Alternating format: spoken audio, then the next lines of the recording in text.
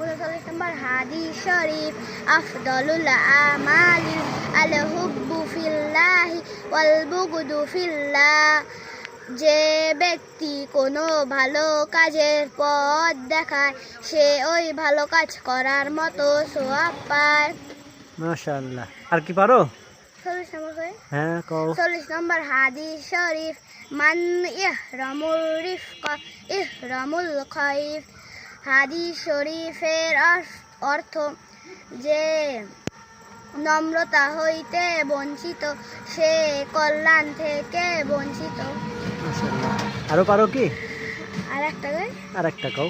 38 নম্বর হাদিস শরীফ আদ-দাল্লু আলাল খাইরি কাফাইলি।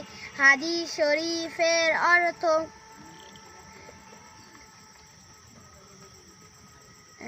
অর্থটা পারছি না। আচ্ছা আরেকটা কও দেখি।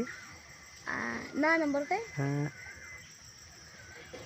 9 নম্বর হাদিস শরীফ মাল্লাম ইয়াসআলিল্লাহ ইয়াগজাব আলাইহিম।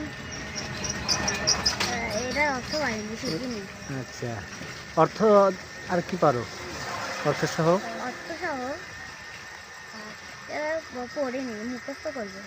আচ্ছা ঠিক আছে, তাহলে আরেকদিন শোনা হবে। হ্যাঁ আচ্ছা মুখস্থ করে শোনাবো। আচ্ছা ঠিক আছে।